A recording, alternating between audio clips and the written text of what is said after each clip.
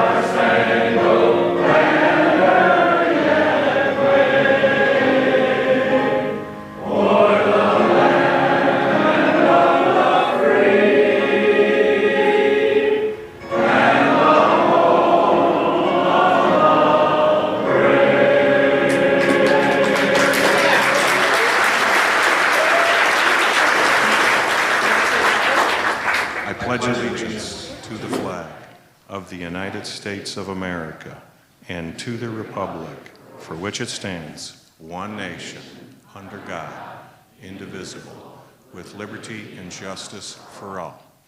Ladies and gentlemen, the Port Huron Schubert Male Chorus will now sing the blessing.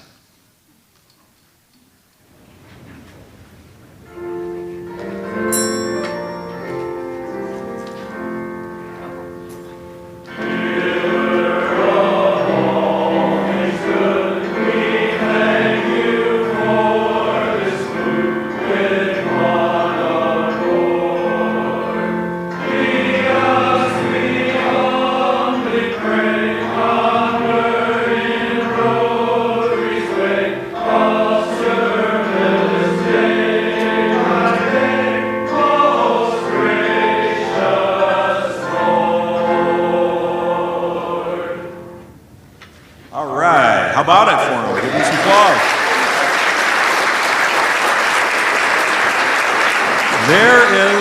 There is a long tradition, well, 100 years. We like to sing to our guests, and if you turn the brochures over, the programs over, or open them up, I think it's on the back, actually, you will see our welcome song. All St.Clair Rotarians know what you're supposed to do, but anybody that wants to join in, you can join in. And we are now going to sing our welcome song.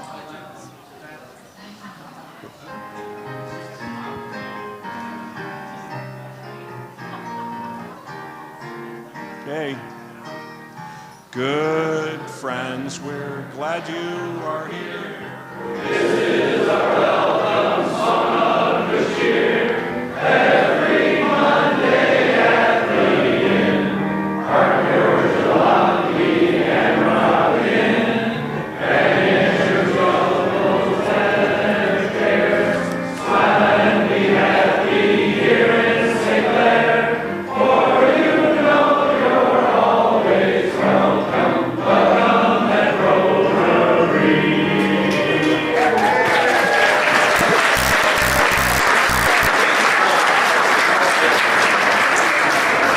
Okay, those are the songs that we ask them to sing, but I think it's time we let the choir show off a little bit because they'd like to do something special for us. Who gets the microphone?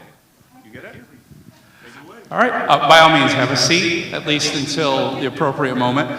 This is one of our bread and butter songs. It's called Armed Forces Pride of America, and it's a medley of all of the various service songs. So if you hear Dave Gossman say the name and you served in that branch, we would be honored if you'd just stand so we can sing this for you.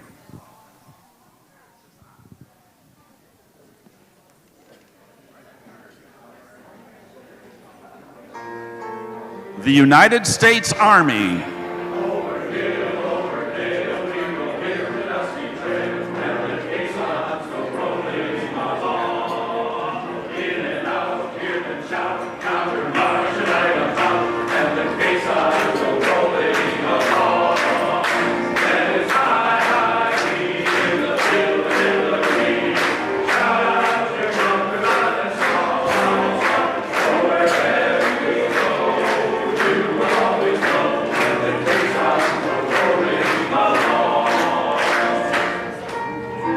United States Marines. From the halls of Montezuma to the shores of Tripoli, we will fight our country's battles in the air, on land and sea. Pressing fight for right and freedom, as you keep our honor clean. We are proud to claim the title of United States Marines. The United States Navy.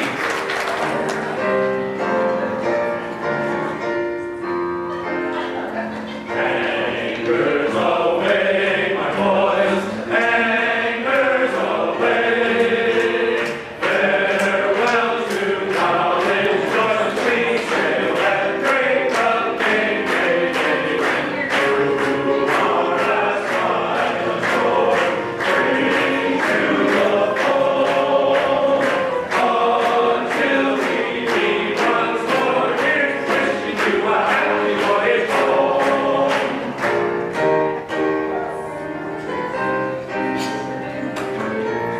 The United States Coast Guard.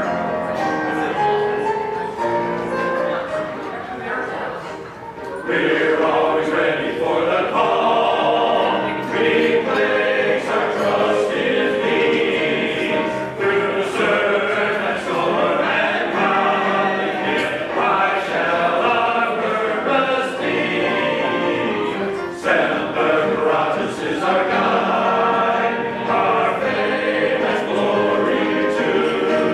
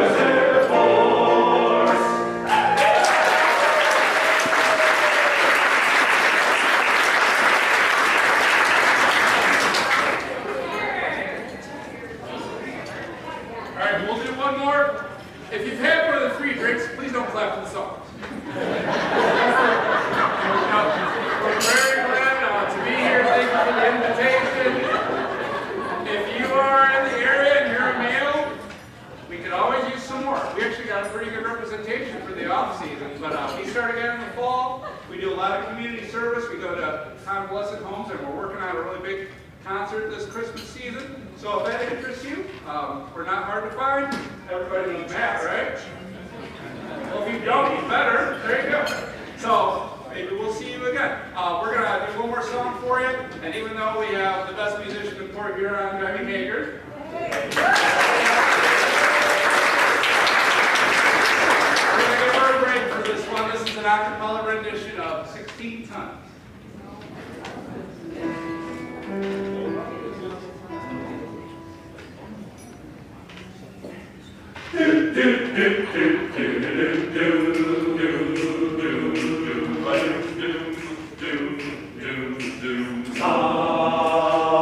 Some people say a man is made out of blood, a poor man's made out of muscle and blood, muscle and blood and skin and bone, a mind that's weak and a back that's strong. You know, 16 tons, what do you get? Another day older and deeper in debt. Dear, don't you call me till I can't go. I owe my soul to the company store.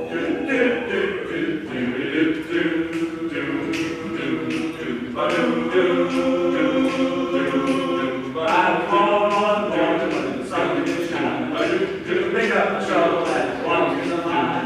16 tons, another night cold and the storm all set. Well, bless my soul, you load 16 tons. What do you get? Another day older and deeper in debt. Say, dear, don't you come because I can't go. I owe my soul to the company store.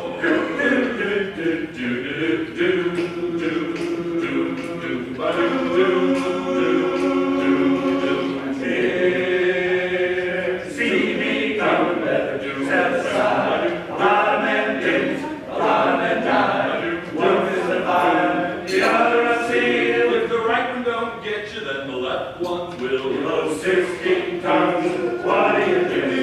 Another day older and deeper in debt. Dear, don't you call me 'cause I can't go. I owe my soul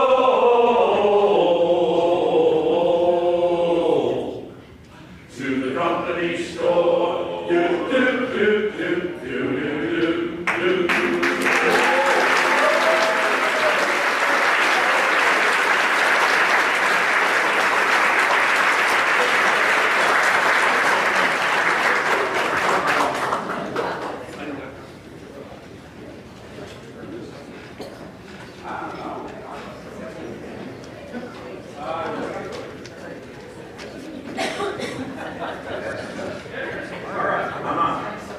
Wasn't that fantastic?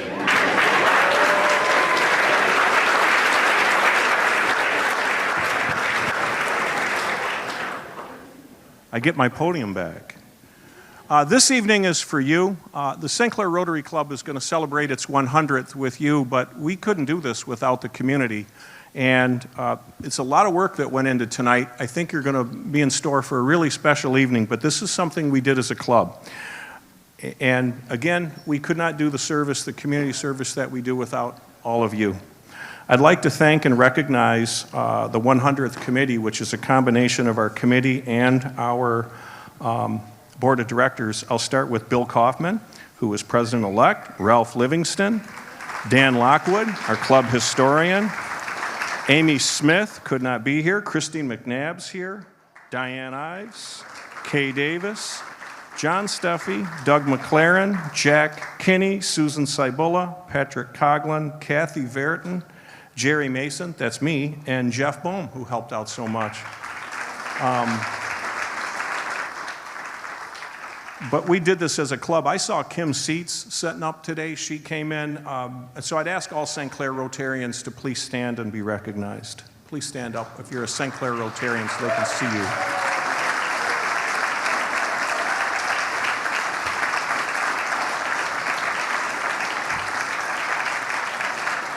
All right.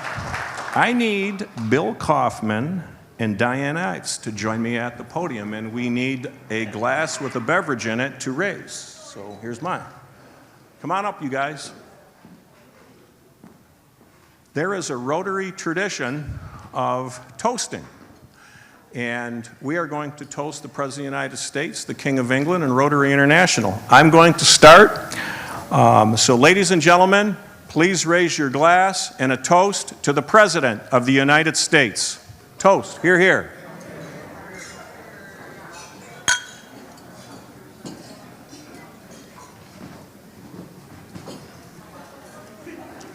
You're next.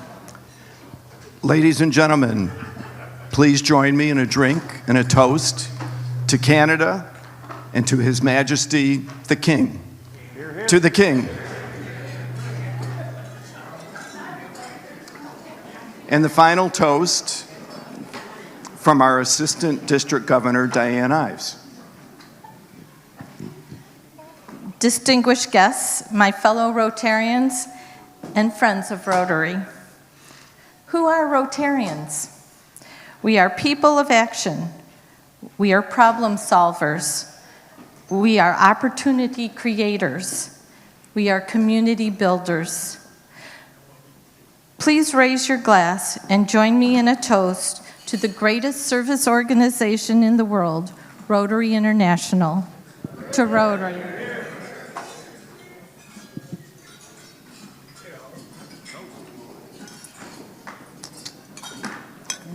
Thank you.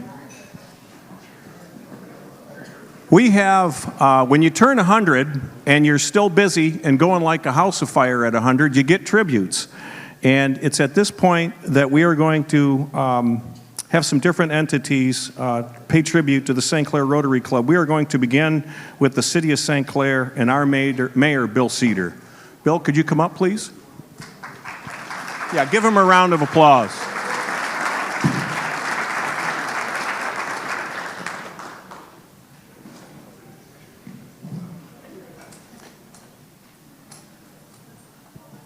Where is he?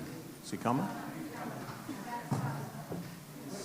Bill, you have a choice. There's a handheld, and I think that mic is hot. Do you have a preference? Let's give it a shot. See if it works. Try that. Midge, can you hear me? Yeah. Okay. Hey, Josh, how are you? Thank you, Jerry. That's Jerry Mason, everybody.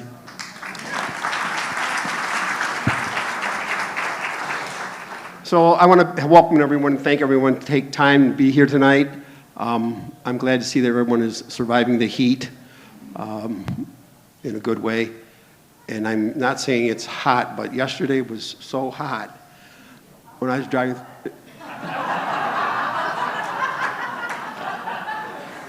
I'm sorry, what did you say? How hot was it? It was so hot I saw a dog chasing a cat and they were both walking. Because it was hot. Congratulations, St.Clair Rotary Club. So in 1924, in the St. Mary's Church basement, the Rotary received their charter. They had 30 people there that night. And since that time, the club has been instrumental in helping fund and support numerous projects. From Rotary Park, to the skate park, the St.Clair Inn, Legacy Park, and Imagination Station, to in 1947, when the group raised money to put lights on the football field, Solos Field behind Eddy's school. In 1954, the club raised $80,000 to build the pool next to the high school up on 6th Street. In 1990, the Rotary raised over $200,000 to renovate that pool. These are good people, it's a good group, it's a good club, they do extraordinary things. There are some people in the world today that say we live in trying times, in difficult times, and challenging times, that we almost live in a paradox. Some say it's scary at times. We have taller buildings, but shorter tempers. We have wider roads, but more narrow viewpoints. We have bigger houses, but smaller families. Common sense, common decency seem less common. We have conquered space, but we have not conquered our prejudice. But don't despair. There are good people and there are good organizations like the St.Clair Rotary Club. And they do make a difference. I leave you with the words of Winston Churchill. A pessimist sees the difficulty in every opportunity. An optimist sees the opportunity in every difficulty. I thank you. I enjoy the evening. And remember, service over self Jerry, I'm going to present from the City of St. Clair the certificate of appreciation. And here, we love the city of St. Clair, and we love our mayor. It's a great town. Thank you. Thank you.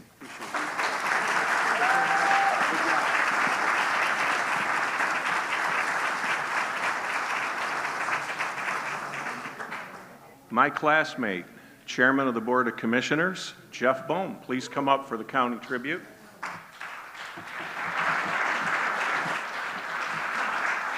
Is that you? That is us. I'm going to get out of your way.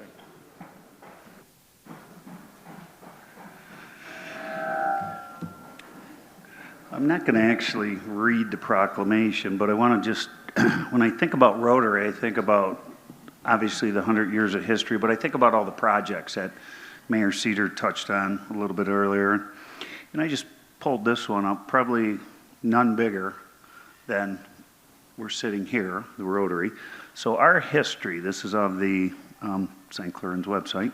When the original inn opened in 1926, it was born out of a need of a partnership between St. Clair's wealthiest residents and a local Rotary Club. It became a destination for the city's residents and for vacationers, hosting celebrations, secret parties at the height of probation, and once 12 weddings in every single weekend. Every stay has a story. We look forward to adding your story. And I'm pretty sure, Mike Laporte, you were the manager back then, weren't you? I know Mike's in the room here. But, and then I think about the Little League Park and just even like what you guys did a couple years ago across from LaCroix's Riverside Pub. You built a little platform, a little bench there. Just constant enhancement, constant place-making things to really make St. Clair a better place and a destination. So I appreciate all the Rotarians, past, present, for all the hard work that you have done. I'd like to give you guys a round of applause. Thank you. Put that out on the table, and here it is. Who wants to see it? Well, we have a memorabilia table out in the hall, and take time to look at some of the cool stuff. You know, you collect a lot of stuff over 100 years. So please stop out there. We're going to put everything out there. Now, did Dan Lowers arrive? I know Senator Dan Lowers was on his way, but if Dan Lowers is not here, immediate past President John Steffi has agreed to be Dan Lowers. And John, you know, John Steffi's kind of a special guy because he also agreed to be Debbie Stabenow, too. We'll start with Dan, and then we'll segue into Debbie. Here. Thank you, Jerry. Would you like the microphone? Let me see. Can I talk loud like you? Can everyone hear me? All right.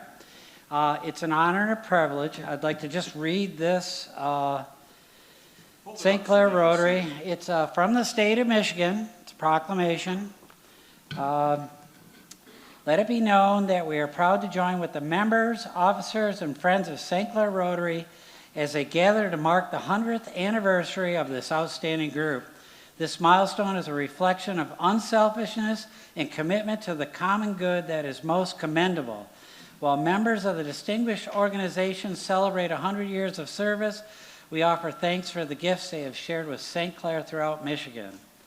St. Clair Rotary can trace their origins to 1924 and the aspirations of its founders. In the years that have followed since, they have become first together, the organization adapted to changes in society, membership, and expectations. The ability to grow and change has shown the belief that members have maintained their mission of service and unity of the membership. Over the organization's 100 years, several major projects were undertaken by the group to improve the city of St. Clair and the surrounding area. Some of those projects include donating funds and volunteer hours to build House for Habitat for Humanity, creating St. Clair's Downtown Development Authority, renovating the north wall of the St. Clair Boat Harbor, and renaming it Centennial Park to celebrate Rotary's 100th anniversary, raising $150,000 for the St. Clair Little League Park, renovating the Imagination Station, purchasing 32 Chromebooks, and charging station for the St. Clair High School. These are but a few of the organization's deeds and works from the past 100 years. With ceremonies to celebrate its history, the members and officers of St. Clair Rotary will remember the vision of many people and the hours and years of commitment that have brought the group to this point. Fittingly, as they look to the past, they will also be casting an eye on the future and the many ways in which St. Clair Rotary will continue to reach out of our state. In special tribute, therefore, this document was signed and dedicated to the commemorative 100th anniversary of St. Clair Rotary. We commend everyone who contributed to its success and thank them for the manner in which their members have strengthened Michigan. J.D. Boyer and Dan Lowers. Thank you very much.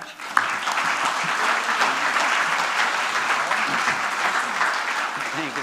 Well, what we'll do is when he's done, we'll hold them both up. This is from Senator Debbie Stabenow. Debbie Stabenow. Well, this one's a lot shorter. So, yes, She's briefer. this is our United States Senator, as everybody knows. Certificate of Congressional Recognition, presented on June 20th, 2024, first day of summer. Rotary Club of St. Clair, Michigan, 1924 to 2024, for 100 years of service and contribution to the community of St. Clair. Signed, Debbie Stabenow. Thank you. Let's hold them up. Let's hold them up. I'll hold this one up. right. You hold the big one up. Here, I'll walk out here. Let's walk out here. All right, hold them up, John. This is what you get if you make 100, guys, so pay attention. All right, thank you. Thank you, Jerry. We're going to put these all out on display here shortly for you to see them. Just don't spill your drinks on them because they're originals. All right, this is a particularly high honor. We have our Congresswoman Lisa McClain here tonight, and her schedule is crazy busy. You came in from Washington, D.C. You brought Donna with you, which is really cool. We are so fortunate to have Lisa representing the 9th District. She is tough, hardworking, and dynamic, and she has a congressional tribute for us, and I am going to ask all St. Clair Rotarians to join us and gather who are in attendance around Lisa, because after she makes the presentation, I want to get a group picture with our Congresswoman as she gives us a congressional tribute. Come on up.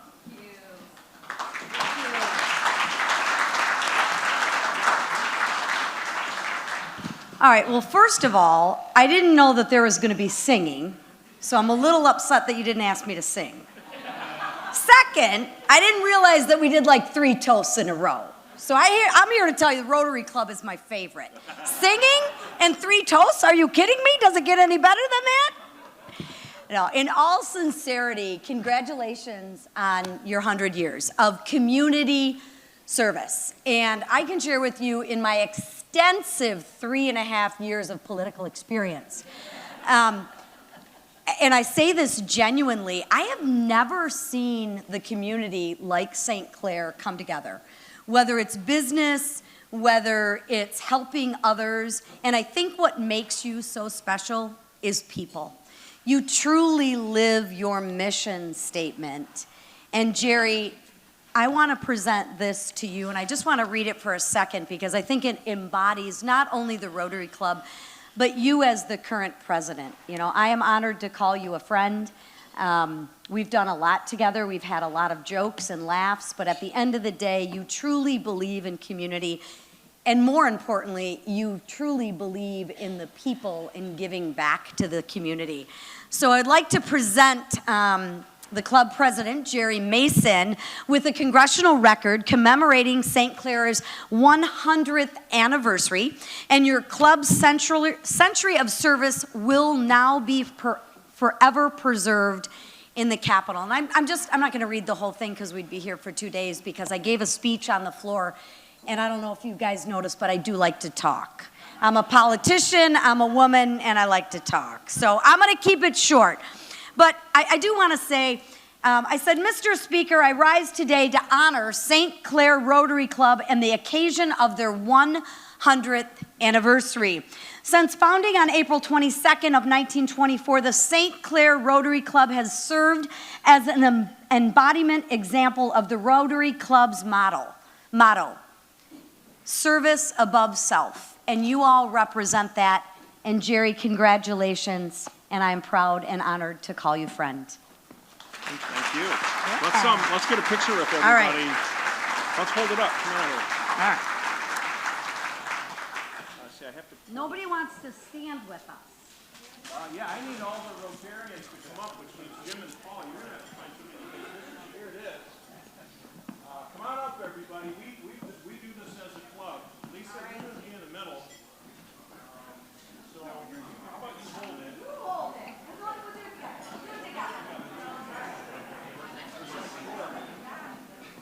on up, everybody. Gather around. Hey. You're short down in front.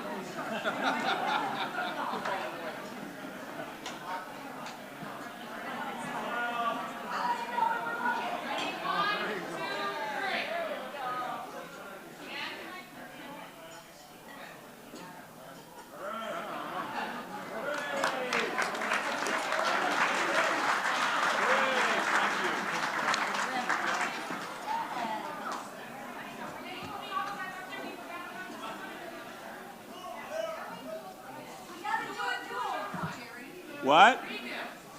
Why do we have to have a redo? Because it didn't work. Redo. That was just a dress rehearsal.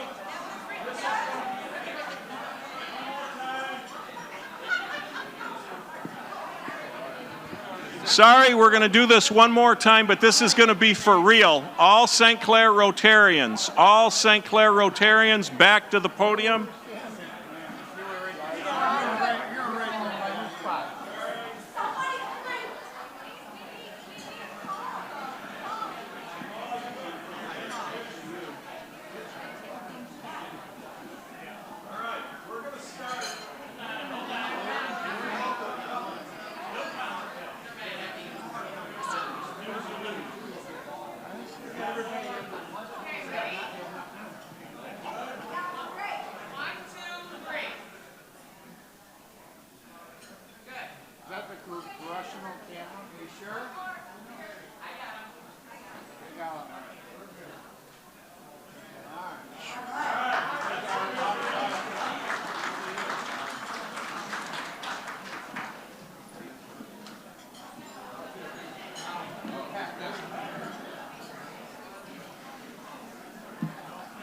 Just for the good of the order, it says tributes at 6:35. We're done. It is now 6:35. So, we're running on time. I am going to ask all Rotarians who were present tonight, not just St.Clair Rotarians, but all Rotarians, to please stand so we can see who you are and give you a round of applause. All Rotarians, please stand.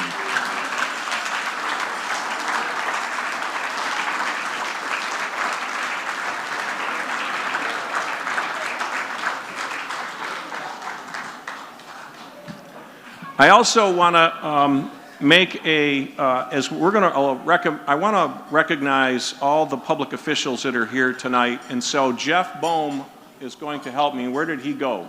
There he is. I'm going to get to the bar, but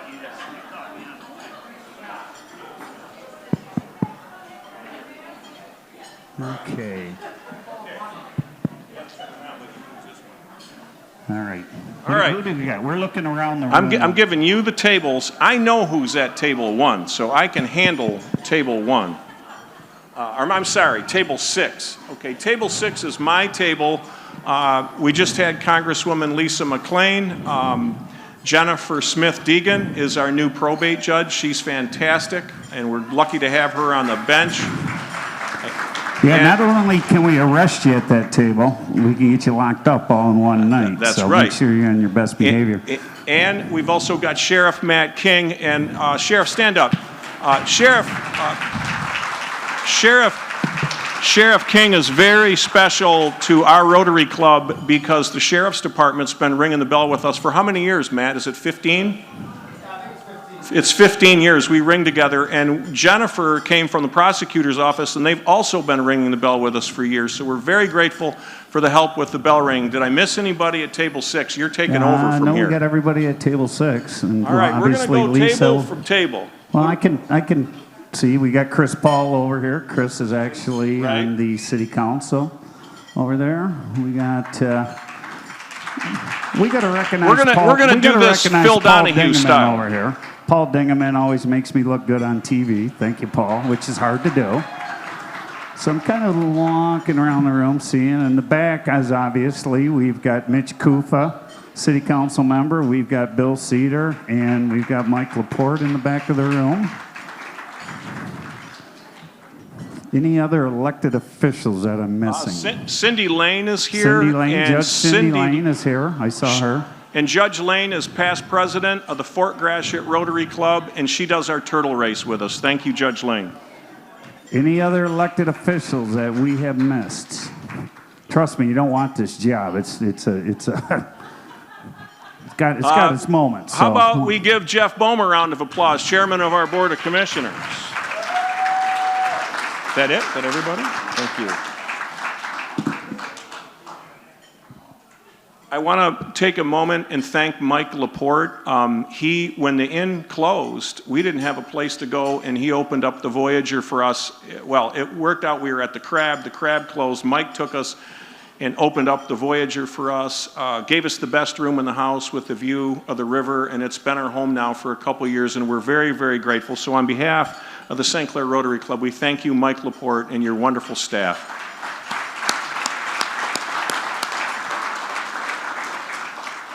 But Mike, I don't want that to go to your head, because Sheila and Shelley LaCroix are here, and LaCroix's Riverside Pub has Molson's Canadian on tap, and it is absolutely the best beer in town.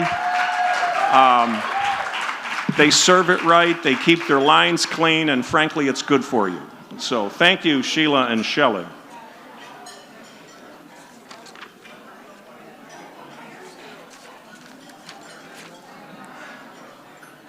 All right, we are going to take a 20-minute break from me and see if we can get School for Strings back out here.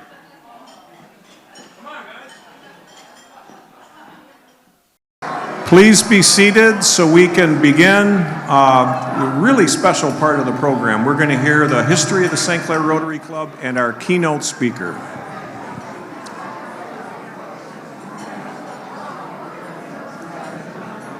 Diane, please take your seat so we can begin the program. Thank you. That's our Assistant District Governor, Diane Ives, ladies and gentlemen. Give her a round of applause. Before we start the program, let's thank the School for Strings. How about it? They did 2 sets tonight. Weren't they great? Okay, you guys are off the hook. Take the rest of the night off, but don't leave. Stay here and eat and have fun. The Port Huron Rotary Club is really a big part of the community, and they're very special to us. I was just there. They did not get a 100th birthday because it was COVID. And we were just there. We had a chance to visit the club, and Marge Kopp sent me a text via Matt Wallace of the true meaning of service above self. And Marge, you want to come up and share that with the group? Can you do that, please? We're running early, so come on up and just read that to the club if you could. How much time do I have? About 1 minute, because we're going to stay right on the dime. Go ahead, read it. Matt, are you ready? In 1993, I joined Rotary, the Port Huron Rotary, and they gave me this little card. And it gave me an opportunity to put my name on it and my phone number. And that's so that I would know who I was. I was now a Rotarian. But on the back of it, I learned an awful lot about Rotary. Service above self, the Port Huron Rotary Club. To be young is to swim in pools you did not dig. To be a Rotarian is to dig pools in which you may never swim. To be young is to dance to music you did not write. To be a Rotarian is to write music to which you may never dance. To be young is to sit under trees you did not plant. To be a Rotarian is to plant trees under which you may never sit.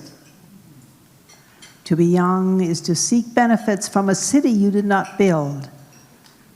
To be a Rotarian is to build a city and a community from which you will never benefit. But you've done it. You're a Rotarian. Thank you. Thank you.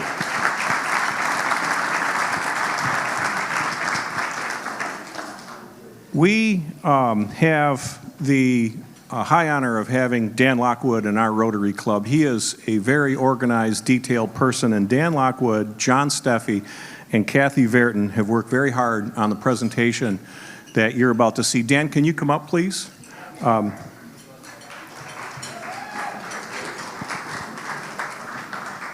This is the history of St.Clair Rotary Club. Dan says he's got a surprise for us. I don't know what it is, but here he comes. You want a lot? You want a handheld or a lot? Kathy, would you come up first? Oh, Kathy's going to come up first because you are going to talk about the poetry books. Can you come up, please? Do you have one of the books? I brought one. I brought All a right. prop. I have props. Take it away. Here, I'm going to hold it. No, I'll do it. That's okay. These are, I take no credit for this. Dan Lockwood went through the historical materials for months, and he dug up all the bulletins for the St.Clair Rotary over the years. And in those bulletins were these poems and great little graphics with them all. And it was such a cool collection. So I read through them all after he did all that work, and I said, somebody should make a book. But I didn't do it. So Dan shows up with all the material put into publisher for this lovely little book, and I felt so guilty. So I said, I'll pay for the printing. So we've got these lovely little books, and I think they're so cool. I think that they should be sold in gift shops around the town, because tourists buy things like this. I buy things like this. Right now we have them out in the lobby. We have them on a table. And you're free, they're free, you can take one with you, but there's a little sign that says donations are appreciated, and that all the proceeds go directly to the Rotary, like Diane likes that. So pick up one of these, take a look at it. I will confess, we did put the Thumb Coast Theaters on the back cover, but we weren't just self-serving, we also put, see there, the St.Clair Art Center on the inside too. There we go. Awesome, thank you. Isn't Kathy spectacular? Thank you, it's so good, so great. All right, Mr. Lockwood, the floor is yours. Rotary International past president Jennifer, President Jerry, Rotarians and friends. Because I've been a member of the Rotary Club of St. Clair for 43 years, President Jerry thinks I'm a walking encyclopedia of the history of the Rotary Club. Which is why he asked me to speak about the Rotary Club of St. Clair. Since November, I have spent every Tuesday morning going through the Rotary files at the St. Clair Historical Museum. Our club has often been referred to as the most active and aggressive small club in the state by the Times-Herald. There are numerous projects that it has sponsored benefiting the city, the county, and the world during its first 100 years, which may be the reason why the paper gave the title to the club. Tonight, I am not going to talk about what the club did year by year. There are too many projects, and President Jerry says I must keep my talk to 15 minutes. So I'm going to tell you stories about the club and our community. And I'm going to tell you things that haven't been talked about for 100 years. January 22nd, 1924,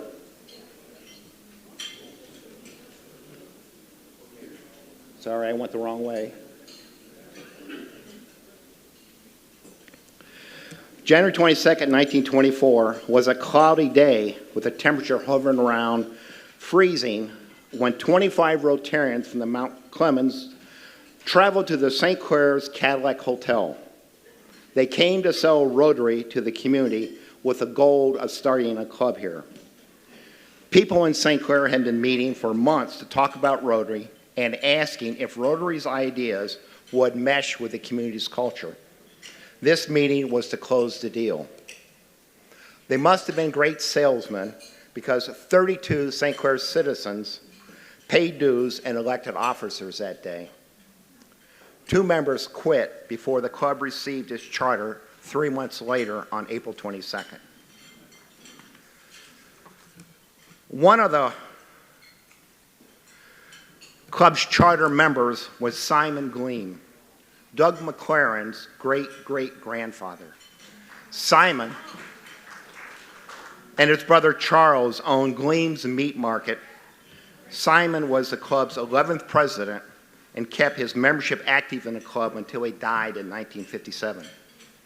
When he died, his death made the front page of the Times-Herald, above the fold. Doug, you have big shoes to fill. 4 days before the club received its charter, the Times-Herald published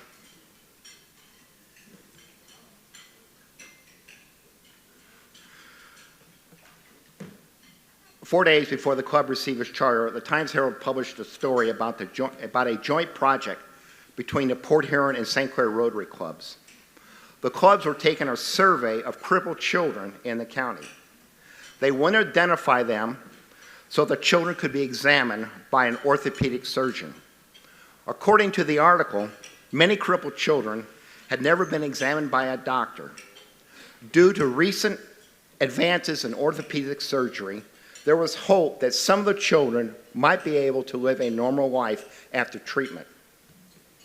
Later, there was a follow-up story that said 145 children were treated through the club's program. 3 were from the city of St. Clair. In addition, the clubs were able to raise the funds to cover the children's medical expenses.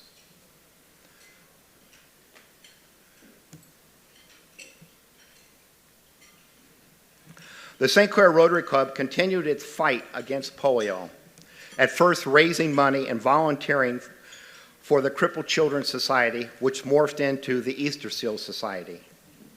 In 1985, the Rotary Club of St. Clair held an evening meeting at Emmanuel Lutheran Church to hear about Rotary International's new program, Polio Plus, whose goal was to eliminate polio from the world by 2005, Rotary's 100th anniversary. There was a new battle plan. Up until 1985, the polio vaccine was only administered in developed countries due to the short life of the vaccine. Rotary rewrote the playbook on mass immunizations, figuring out how to distribute vaccine in third world countries, countries where refrigeration is difficult to find and critical in extending the life of polio vaccine.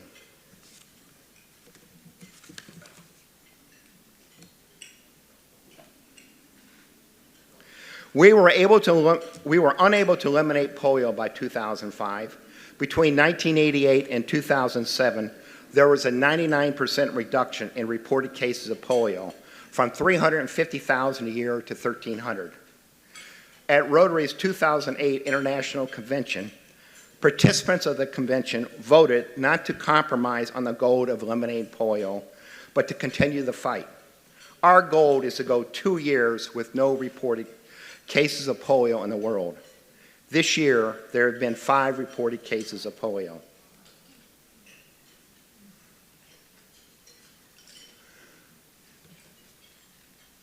There we go.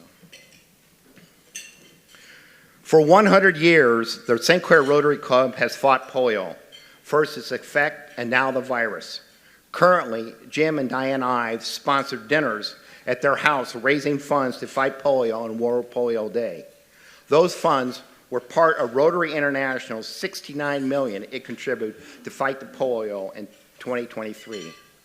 We will win this war. We will defeat polio.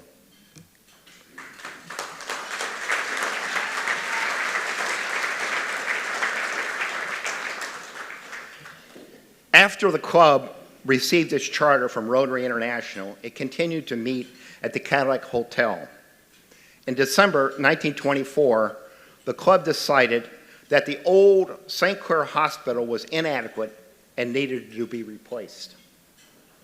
For whatever reason that has been lost to history, in early 1925, the club was kicked out of the Cadillac Hotel and suddenly found itself holding its weekly meetings in the Diamond Crystal Salt Company's cafeteria. As this happened, there were concerns within the community that without a major hotel in town, business travelers and tourists would bypass St. Clair. Forced to meet weekly in the Diamond Crystal's cafeteria, this community concern became a major club priority, pushing a new hospital to the back burner. The club quickly decided that a community-owned hotel on the St.Cair River would be successful. It hired President Jerry's uncle, Walter Reith, a Port Huron architect, to design the building. With the design in hand, it was easy to get an estimate of the building costs, which were put at $120,000. The St. Clair Hotel Corporation was formed with a goal of $140,000 in initial capitalization. Surprisingly, club lore says it received subscriptions of $120,000 in 24 hours.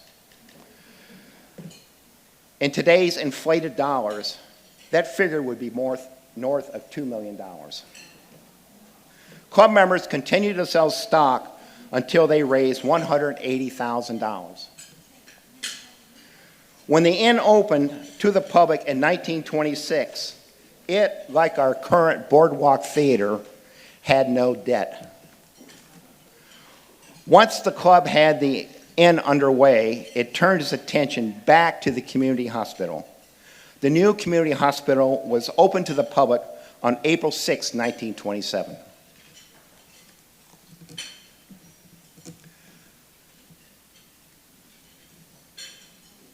In the 1930s, during the Great Depression, club members realized that a few St. Clair High School graduates needed financial help if they were to go to college. The club established a college loan program. While the exact date of the program started is not known, we do know in 1949, the youth committee suggested that the club discontinue the program since no one had applied for a loan in 2 years. Included in their recommendation to end the program was a summary of its activities. 12 students took advantage of the program. Several received more than one loan. The average loan was $200. And the student paid 3% interest on their note. Most importantly, all the notes were repaid. According to the Times-Herald sports section, the club sponsored amateur boxing matches in St. Clair to finance the college loan program. The sports reporter reported that the fights drew fighters from boxing clubs throughout southeast Michigan. Apparently, some of the fight clubs had audiences up to 1,800 people. While the fights were popular and they may not have been profitable, the club stopped sponsoring them in 1949.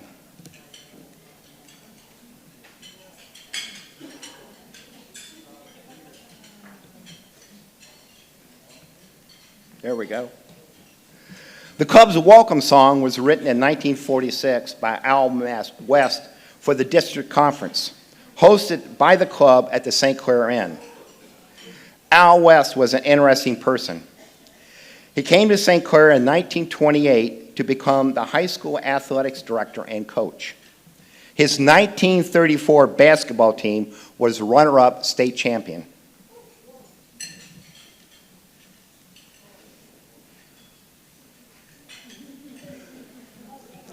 One of the players on the championship team was Jerry Amick, grandfather of Jerry Amick the Younger, currently a member of the club. Jerry Amick the Elder was a real estate broker and past president of the club. While Jerry Amick the Elder did many things for the community, The one project that I think he is most proud of is raising funds for the city to purchase the First Baptist Church on 4th Street, which is now used as a community center and the home of the St.Clair Historical Museum. I think the problem is that post is blocking me from the computer.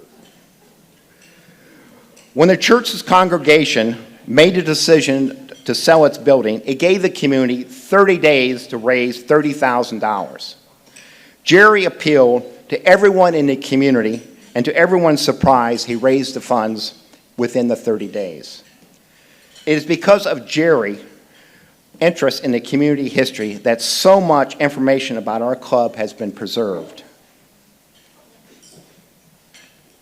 I digress, and I need to get back to Al West. In the mid-40s, Al quit coaching and became a personnel director for the Diamond Crystal Salt Company. The company transferred him to Ohio, and in 1945, he did not live in the community when he wrote the club's welcome song. Diamond Crystal Salt brought him back to St. Clair, and he rejoined the club. He became the club's president in 1949-1950 fiscal year.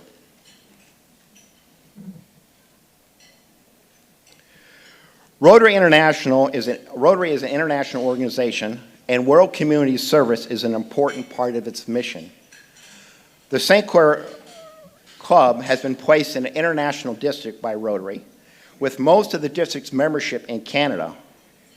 In the early years of the club members said they met international service requirements by holding joint meetings with Canadian clubs. The interesting thing about this statement was that we noticed a pattern of the club's joint meetings with Canadian clubs.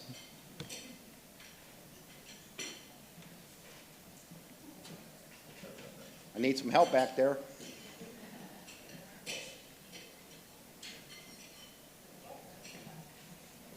It seemed club members liked to visit Canadian clubs located on the St.Cair River by boat in the summer months during Prohibition. The Canadian clubs further offshore were visited when the boats were dry docked for the winter. A quick search of the Times-Herald using the search words St.Clair Rotary and bootlegging did not get any matches. So we may have made a bad assumption. Club members must have limited their beverages to iced tea and lemonade on those boat trips. The club's weekly bulletin in 1977 stated that its first World Community Service project was to send musical instruments to the Long Island Marching Band on Long Island, Bahamas. This statement is not correct. The club participated in several international projects prior to 1977, particularly after World War II, when it sent care packages to our allies and former enemies in Europe.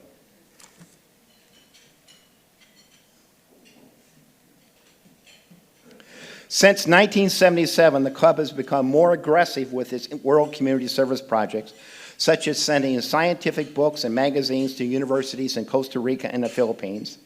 It has helped fund medical clinics, renovated schools, and supported the drilling of numerous wells for potable water in Africa, the Caribbean, and Central America.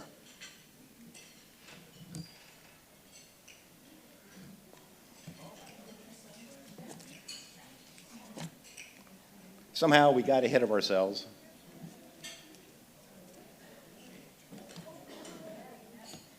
There we go. In 1993, the club was looking for a new community project, and the idea of a community-built playground was presented. Several communities in Michigan had built them and responded favorably when they were asked about the project. The club's new project committee contacted Leathers & Associates, a landscaping architectural firm specializing in community-built playgrounds. The initial meeting with the consultants did not go well. The consultants said they would not work with the service club. It needed to be a community group, hopefully led by a young mom. The club members didn't take this as a negative, but as a challenge. Members of the new project committee met with every civic and church group in the community, talking about the project, asking each group to send a representative to the initial meeting to see if there was an appetite for the project. The meeting was wildly successful. There was an interest, and 2 young moms volunteered to co-lead the project. The club's role changed from direct management to overseeing the project. While the club contributed funds to the project, its major responsibility was to prevent anything from blocking its completion.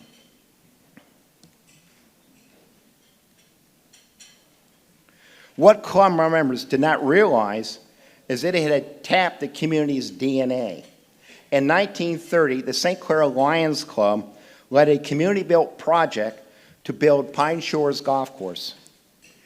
Jerry Ament, the elder, told us that you knew when the Diamond Crystal shift ended, the whole shift would come over and volunteer at the golf course until dusk. The club contributed funds to the project and watched over it to make sure that no obstacle prevented its completion. If the club does its job right, history does not record its involvement.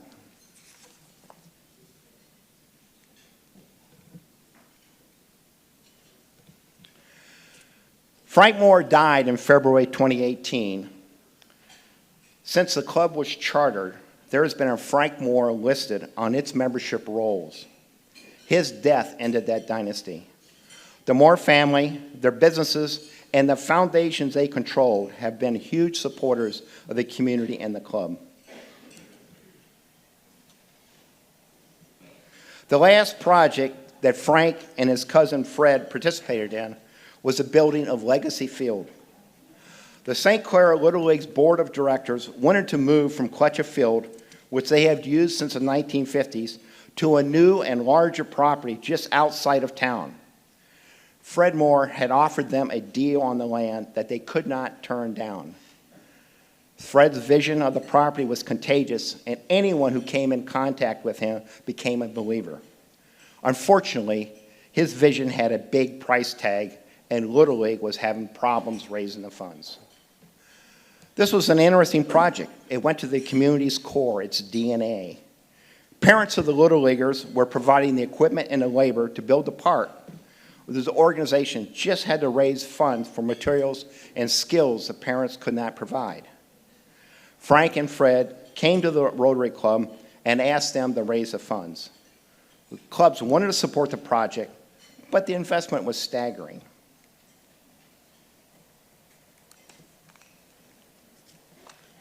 Club members talked about it, debated it, and finally made the commitment. One of the Rotary Club's requirements was a public art project to be included in the ballpark. The mural on the concession stand fulfilled that requirement. As a tribute to Fred, if you look at the backfield fence, you will see Fred Moore overlooking the wall, just keeping an eye on things.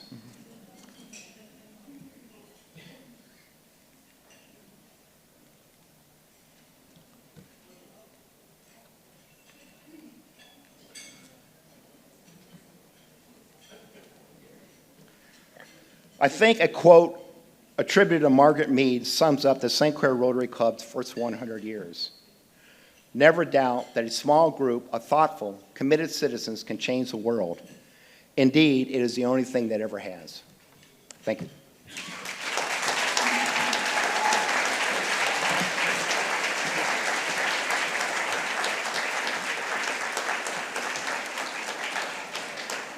Dan, how many years you have in the club? 43? Where's Mike Schwark? Mike, how many, where's Mike? Stand up. Mike, how many years you've got in? 40. Where's Paul Whitey? Paul, stand up. How many years you've got in? You got 46. How about that?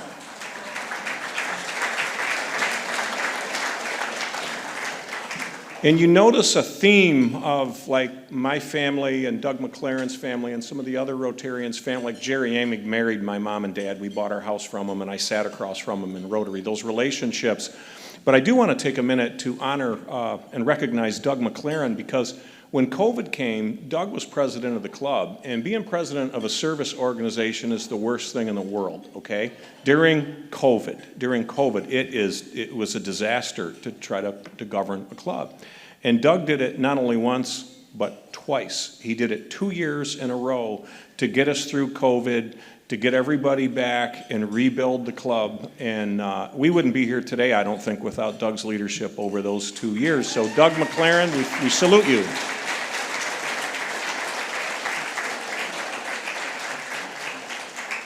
It's time for our keynote speaker, and I am going to ask Jim and Diane Ives, Ralph Livingston, and Bill Kaufman to join me at the podium because we are going to get to hear from Rotary Club International immediate past president Jennifer Jones. So come on down.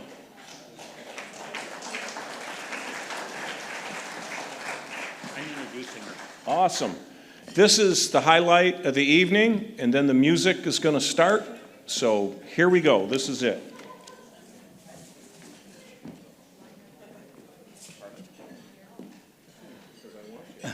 Good evening.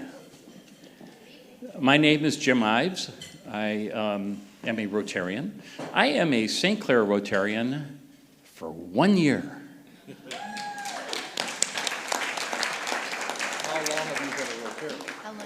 This is my 33rd year as a Rotarian, but only 1 year in St.Clair, so this is good. See, here's the thing. I got this 100-year thing going. When I was district governor of another district, it was during the centennial year of Rotary International, and that was 19 years ago. So I was a member of the Dearborn Rotary Club, and so I stayed in the Dearborn Rotary Club through last year, because I wanted to be there when they celebrated their 100th anniversary. So I was there. I moved to a new club. We got the 100-year thing going again. So the only thing I'm trying to finish out this quadrant. And so my next goal is to live to be 100 because I heard Diane's got an amazing party planned for me and I wouldn't want to disappoint her. But it's amazing to me that an organization that's 119 years old is not known better than it is. And all the things that Rotary does, many people have no clue as to how it happened. When I heard the history of this club, it blew me away because of the impact of the projects that this club has done for this community. Water treatment, hotel, hospital, pool, ball field. I mean, the list goes on. It's amazing. And it really speaks to our motto, service above self, because that motto kind of speaks to anonymity. And so many people know Rotary, we hope, because of our service. But the important thing to remember is that while the ultimate benefit of our efforts is with local and world communities, the real benefit is purely selfish. Because there's no better feeling than the feeling you get by serving someone else. And it's one you never want to give up.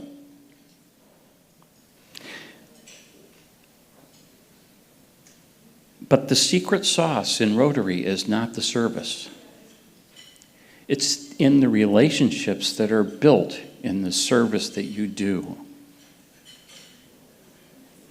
It's an honor for me to be able to introduce my friend Jennifer Jones, who I met in Rotary in 1996. Jennifer joined the Rotary Club of Windsor Roseland. And when she joined, she jumped in with both feet, legs, arms, torso, head, shoulders, her entire being. She jumped into service, not only in her club, but in the district, and just caught the district on fire. And you got a 1,000-footer there. I mean, how can you talk while that's going by? But the beauty of it is that Jennifer and I have served in any number of opportunities together, and through that service, Nick and Jennifer and Diane and I have become very close friends, lifelong friends, and that is the secret sauce of Rotary. Serving is great, relationships are even better. Jennifer is probably best known for being the first woman president in the history of Rotary.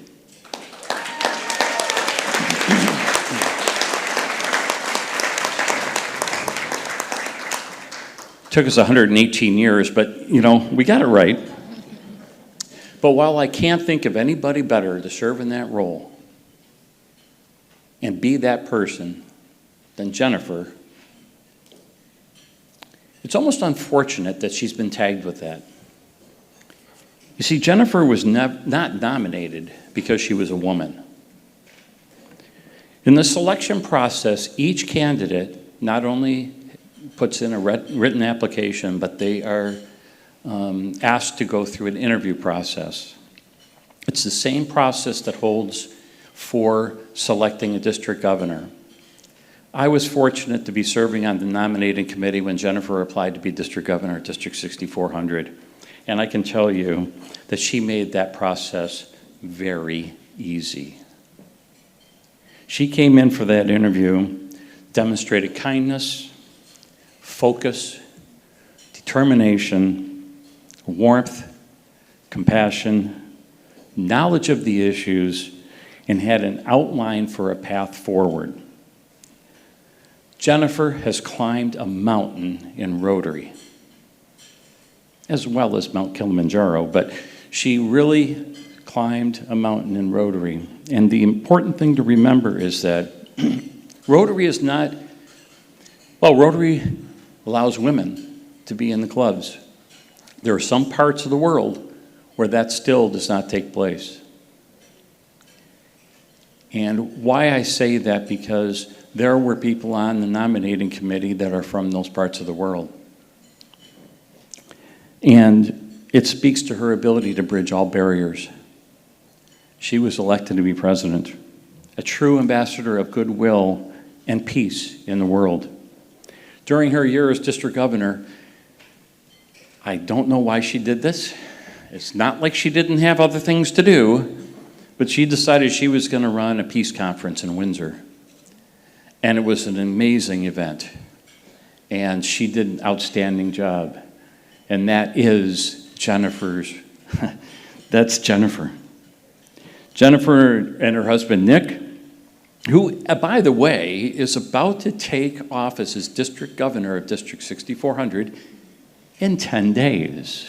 So, Nick, we're behind you, way behind you. But Jennifer and Nick have traveled around the world together. Nick having his medical background and Jennifer having a heart bigger than gold. They have influenced and affected thousands of people by their efforts and their service. I could go through a whole list of ways Jennifer has served, but suffice to say that if you become the president of an international organization of 1.4 million people, you've probably done it all. So we can just leave it at that. I really don't need to say more because Jennifer will show you everything that you need to know about her and this remarkable woman when she speaks. And with that said, I ask that you please join me in extending a warm welcome to past Rotary International President and current Rotary Foundation trustee, Jennifer Jones.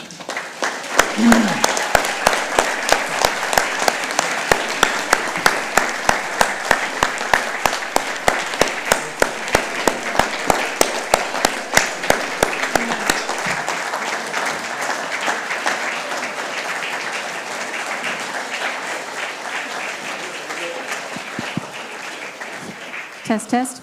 Thank you, my friends. Please do take your seats. And I cannot tell you what a joy it is to be here with all of you this evening. And I want to give a very special thank you to Jim and Diane for the incredibly kind invitation to be here. I know that you are new members of this club, but I know that you have also made a mark very quickly. My husband Nick and I, we traveled 1 hour today from Windsor, Ontario to be with you from one border river to another, looking out across to our country as well. And I couldn't help reflect upon all of the incredible information that has been shared throughout the evening tonight. And Dan, I want to thank you for the trip back in history, for telling us, yes,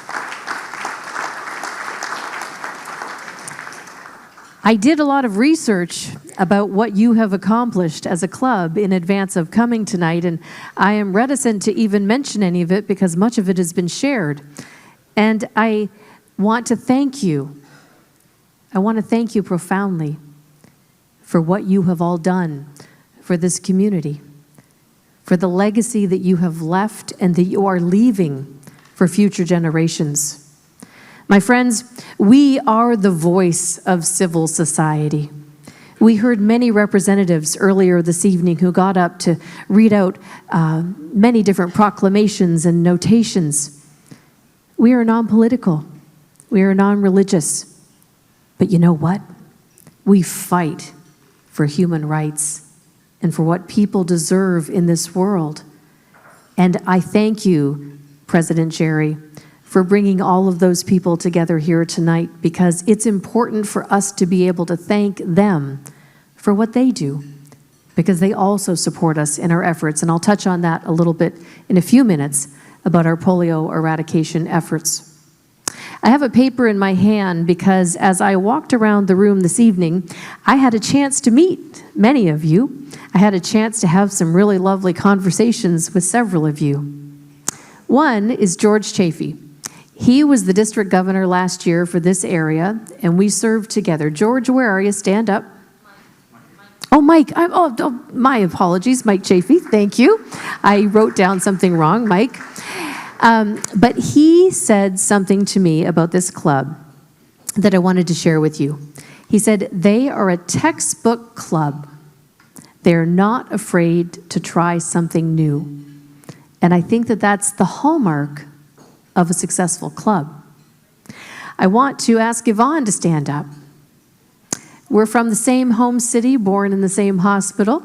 And she said, and this is a very important thing because I think many of us all join for the same reason. She said, I joined for business, but I stayed because of the friendships and the fellowship. And I think that that's such a hallmark of why we all are part of our organization. My friends, we transcend borders and boundaries. Nick and I were so privileged to be able to represent all of you globally last year. During our term as president, we traveled to 57 countries, being able to meet with heads of state, members of government, obviously the presidents and prime ministers and mayors and everything else. We met with King Charles, we met with the Pope, we met with many different people. But the most important people that we met with during that time were the members of our organization, the Rotary Club members who are doing the work as people of action in the field to make our world a better place. I want to take you back to 2001. That was when I served as a Rotary Club president. I was bright-eyed and bushy-tailed and very eager to change the world. Now, all of you will remember the fated day, 9/11. I was in my kitchen getting ready, just as probably many of you were doing, and I was watching my television set when I watched the first plane strike. I had lived in Manhattan for a year and a half actually. I used to go up to the top of the trade towers to watch the sunset. And as I watched that, I was in disbelief. I couldn't believe that this was happening to a beautiful, beautiful building and to the people involved. And then, as we all saw that second plane hit, we all came to the same conclusion. This was not an accident. I remember that feeling in the pit of my stomach. That was a Tuesday. My Rotary Club meets on a Tuesday, and within an hour, I started receiving emails, and at that point, we weren't texting back in 2001, emails from club members and some phone calls asking if we were going to meet at lunch that day. Now, let me remind you, I live in Windsor, Ontario, Canada. This was happening in the United States of America. I sat and thought about meeting that day, and I said, yes, we are going to meet.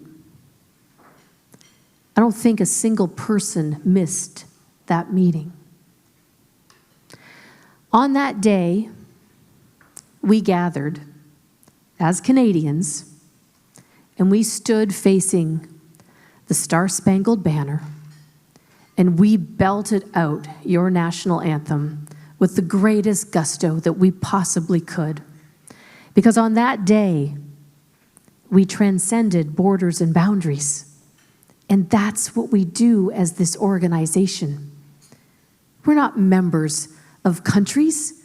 We're human beings who are united under a banner of service above self, doing good things in our communities and in the rest of the world. And we have an opportunity to show the world a better way to do it.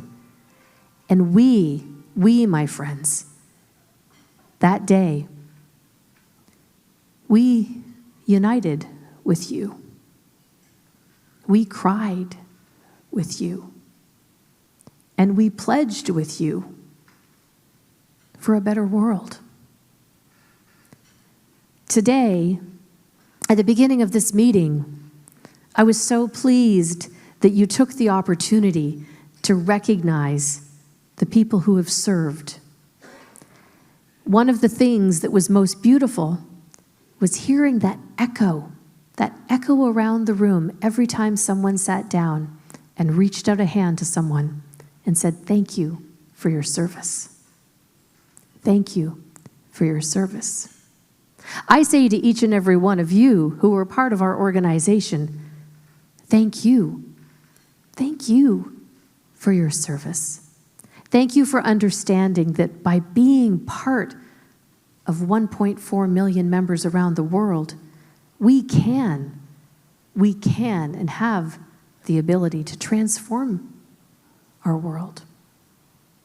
Earlier today, when Dan was showing us a slideshow, he showed us slides of polio eradication and the crippled children's projects that were taking place back in the 20s, the 40s, the 50s, back when pools and schools were closed because the polio pandemic was hitting. If you think about when your club was formed 100 years ago, it's not so much different than today. We were crawling out of a pandemic at that point in time as well, the 1918 pandemic, just as we are today. Many of the issues of the day are very similar to what they are. But polio is a disease that our organization has been committed to eradicating for more than 40 years. 40 years ago, we decided as an organization that we were going to take this on, that we were going to eradicate the second disease in the history of mankind. That's a pretty audacious goal. I like audacious goals. We asked others, our current partners, the CDC, the World Health Organization, UNICEF, the Bill and Melinda Gates Foundation, Gavi, the Vaccine Alliance, to join with us. But you know what? They laughed at us at that point in time. How were we going to eradicate a disease? Slowly but surely, they joined with us. And today, we are on the threshold of walking across the finish line. And those of you in this club who have joined in on dinners and pinkies for polio and pints for polio and pedaling your bikes for polio. Thank you for all that you've done to try and make sure the world knows about this. Recently, Nick and I traveled to Pakistan, one of our 2 remaining endemic countries, Pakistan and Afghanistan. I went there for one very specific reason. In this endemic country, tens of thousands of women every day go into the field to immunize children, to give them 2 life-saving drops. They put themselves, quite literally, in harm's way every minute of what they're doing.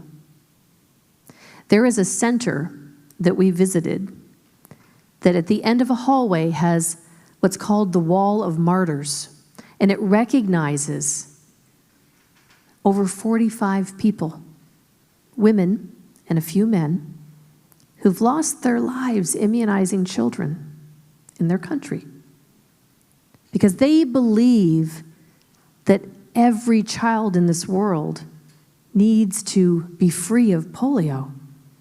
And they are doing this for the children of the rest of the world. I went there for the very, very specific purpose to be able to say to these women, thank you. 2 very profound words. My male colleagues who preceded me were never allowed into their homes. But as a woman, I was allowed to walk those streets. And so it was on this one incredibly hot day. You think today is hot. Today is nothing compared to what it's like there. They walk these streets every single day in incredibly oppressive heat. We had a camera crew. I wanted to be able to tell this story to the people, to the world. We went to the first door and we knocked. And an elderly woman opened the door. When I looked at her, she was incredibly beautiful. Her eyes glistened. Her face was lined with deep, deep lines. This woman looked like she had lived an incredibly challenging life. We were in a slum just outside of Karachi. 18 million people live in this slum. 18 million people. She invited us into her home, and we were there to immunize the children. Now let me show you in my mind what the house looked like. There was a dirt floor, there was no ceiling, there was a small bench, little children, a bicycle off to the side. She invited us in. She held my hands, and in her language, she asked me if I would share a cup of tea. I knew I couldn't have the tea. I didn't trust the water, and I knew that we didn't have the time. I gently turned it down, and we turned to doing the business at hand, there to immunize what turned out to be her grandchildren. I sat on the bench, and one of the little guys snuggled up right next to me. His nose was dripping.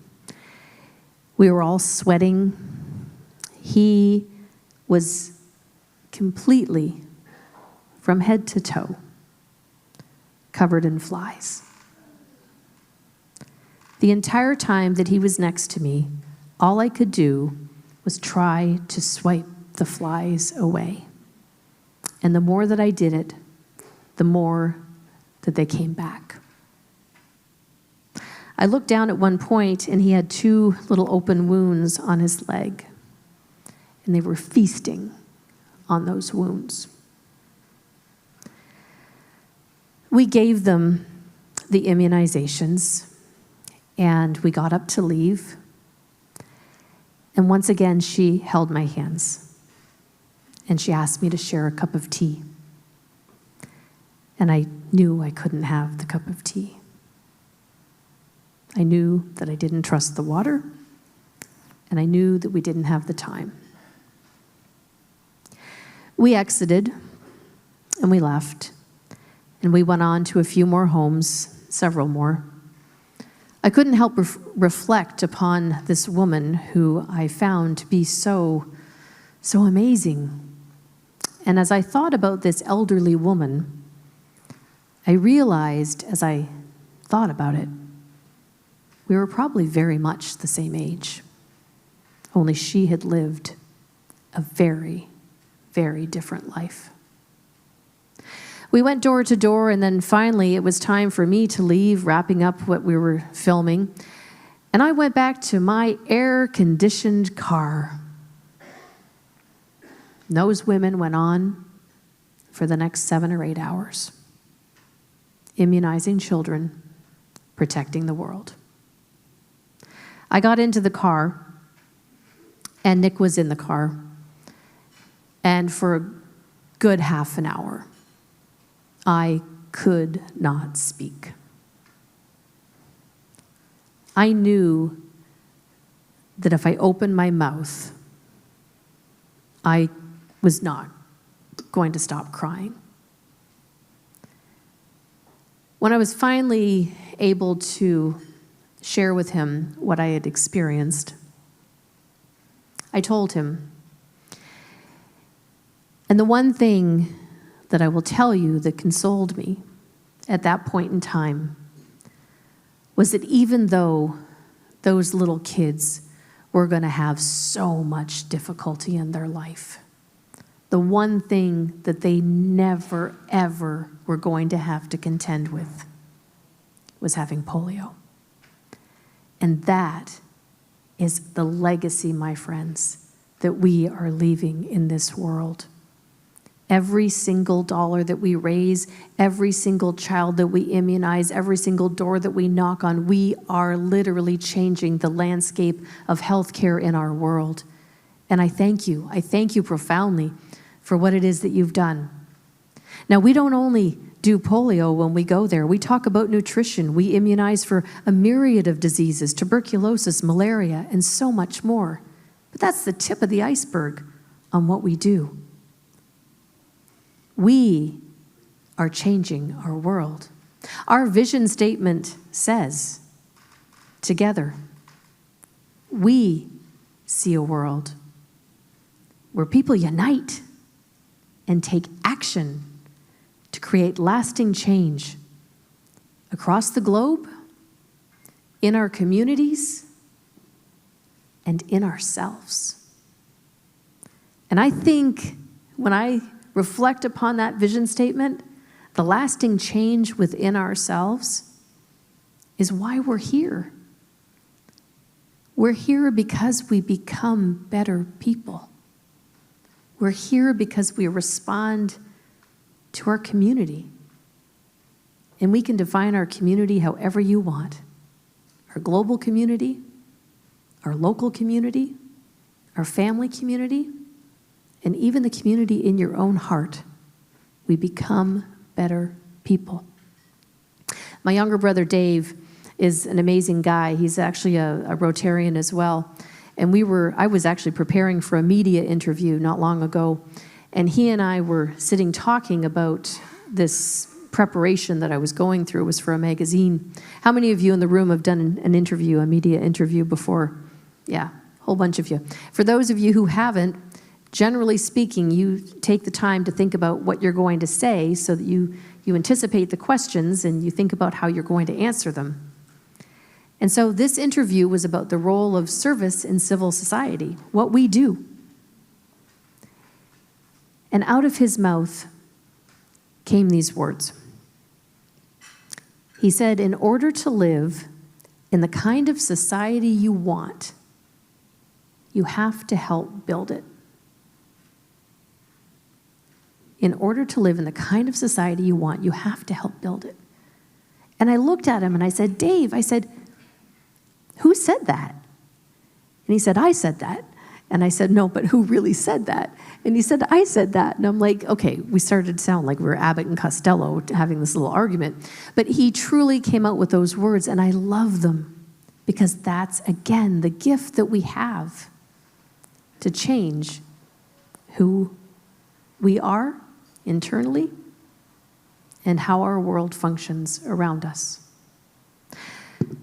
I want to leave you with a story that I love to tell.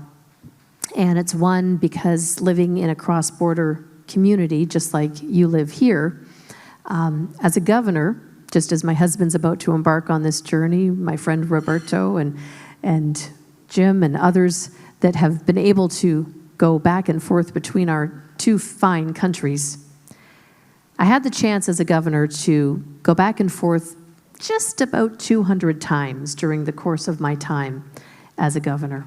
It's a lot. So it was that one day, and Roberto, you were the first person who ever heard this story. It was one day that I pulled up to the border and I came face to face with a customs officer who was not having a good day. You've met him. He barked at me, "Citizenship."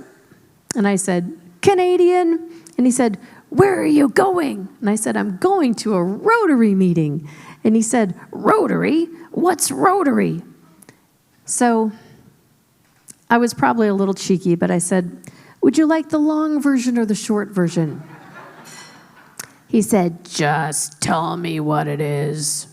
So I said, "Well, we're 1.2, at that point, 1.4 now, 1.2 million members of men and women united under the motto of service above self, doing good work in our own communities and abroad." And he looked at me and he said, "What do you really do?" So I told him. I told him about my home club. I told him about the projects and programs and everything else that we were working on in our home community. At this point, he started to lean in. "What else do you do?" So I told him about polio. I told him about basic education and literacy.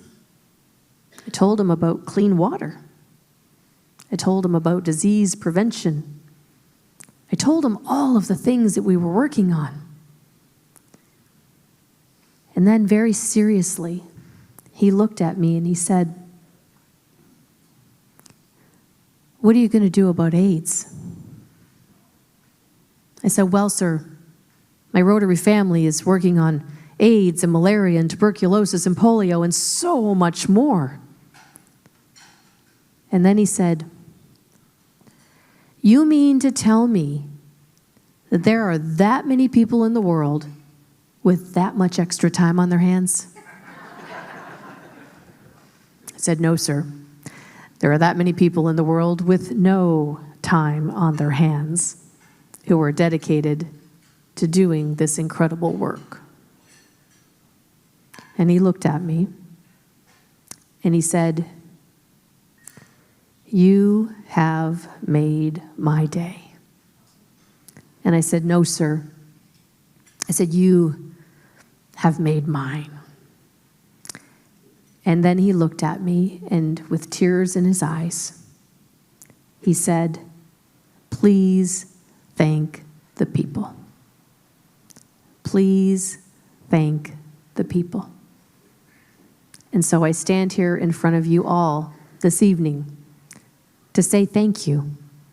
Thank you for 100 years of being exceptional committee members or community members of this incredible town of St. Clair. Thank you for all that you do to raise up those around you. Thank you for being people who believe in being the best that you can be. Thank you for understanding that in the midst of turmoil around the world, that we can rise above and that we can transcend everything to understanding that we can be the people who are there when times are tough, when things go crazy, when someone needs something. We're those people. And if you haven't become a member of our family, tonight's a night to consider joining in with those that you saw standing at the front today having their picture taken as proud members of our Rotary family. The doors are open, and we welcome everyone. And that's the joy of our organization. We are people of action, and that's all you need to know. Thank you so very much.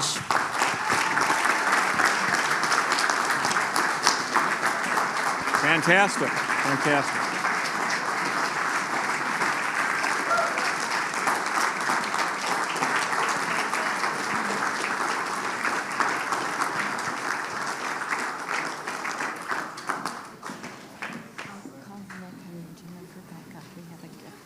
Oh, I need Nick and Jennifer to come back up here. We have something for you. And you can tell from behind,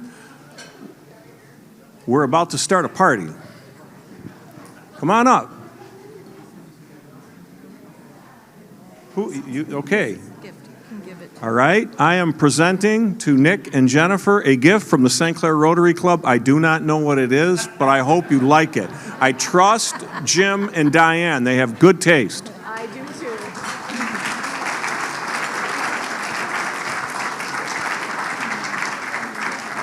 All right, we're running on time. We only have one more thing to do, and then I'm going to introduce these guys, and we're going to have a good time. All right, Rotarians, you know what this is. Please stand for the four-way test of the things we think, say, or do. First, is it the truth? Is it fair to all concerned? Will it build goodwill and better friendships? Will it be beneficial to all concerned? Meeting's adjourned.